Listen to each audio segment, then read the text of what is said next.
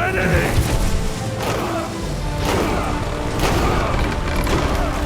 On me! Move! An action game set within a mythical Rome, Ryse is a bombastic expression of power. The hero is a soldier of such skill and stature that, when the game is played well, feels unassailable. The strength of its technology makes the details of the world appear realistic and natural, and spends the same effort on bloodshed. With these strengths, Ryse finds a certain measure of glory, but it has its limits.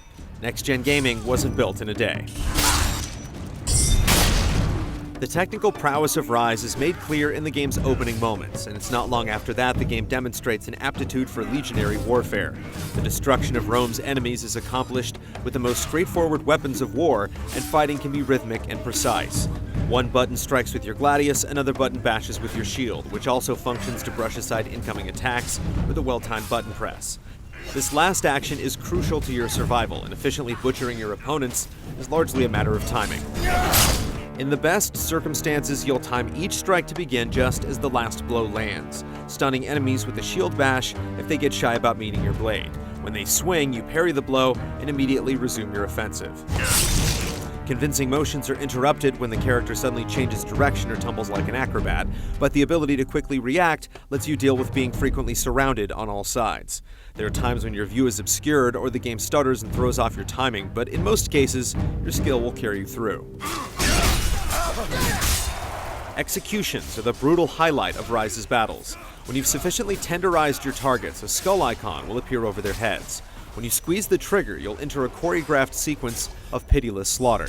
These executions can become increasingly extravagant as you land more consecutive hits, attaching dramatic weight to the act of killing.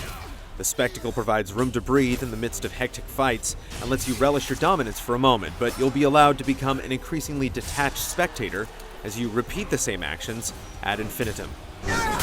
Your victims too often look like willing participants in their own murders, sliding into place like props or appearing to charge in or fall on cue. And while the game rewards you with points for hitting the correct button at the proper time, the scene will play out the same way whether you hit the right button, the wrong button, or no button at all. It's hard not to grow complacent when you realize your continued involvement in a man's death and dismemberment is largely optional, particularly when you're doing something you've literally done 100 times before. Responsive controls and steady momentum will keep you engaged in Ryse's constant war-making, but repetition unavoidably dulls the edge. The story that runs parallel to your actions will see our hero Marius promoted to Centurion and later take on the persona of a legendary warrior to pursue his vengeance in the arena. But this sense of growth is never shared with the player. Experience points are reaped every moment and tallied on screen, but the progression of your abilities is almost superficial. Absorbing more damage only allows for more room for error, and new executions feel interchangeable. Nearly every attempt to build on Ryse's solid foundation feels insubstantial. You can select what the game calls perks using the D-pad, allowing different methods of executions which confer small bonus effects. It's overcomplicated and poorly integrated, and it rarely feels worthwhile. Restoring your health is the only truly indispensable option, and while you may sometimes want to build focus faster to go into a time-slowing frenzy, this highly effective attack looks less than impressive. Steady shields! Hold testudo! The further the game strays from its core combat, the less it gains. Commanding your troops is always the same: adopt a defensive formation when arrows fly your way, then march forward to close distance. It's also far too often that you're asked to man a stationary crossbow. Awkward, rapid-fire shooting only serves to damage the game's pace and feels outright silly in the vaguely historical setting.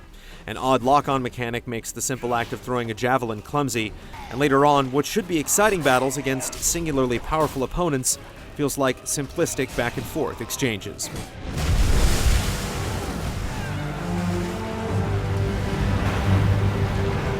There's evidence of wasted effort here, but the beauty of the world feels like the result of concentrated Herculean labor. The visual fidelity is impressive, and Ryse effectively plays with light and sound to create effective shifts in mood. If only the endless killing felt as dynamic as the atmosphere. One moment you'll marvel at an impressive vista or an incredible sight, and the next you're doing a familiar dance of death with a bearded, heavyset Briton you've already killed a dozen times over. The Great Colosseum that plays a part in the story also hosts a separate cooperative mode. The action that transpires here is disappointingly identical to the barbarian bashing you'll see everywhere else in the game, but transforming scenery and randomized objectives may tempt you to spill just a bit more blood for the gods.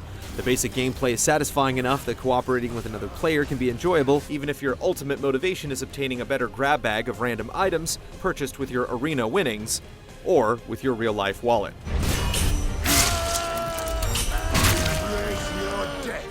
Ryse is well suited to make its entrance alongside a new console, as some of its faults can be overlooked for its commendable bravado and convincing demonstration of power. The bloody spectacle of war and gladiatorial combat are thrilling to behold, and Ryse demonstrates competence, even if it falls short of mastery. If Rome were to rise again, one would imagine it would be greater.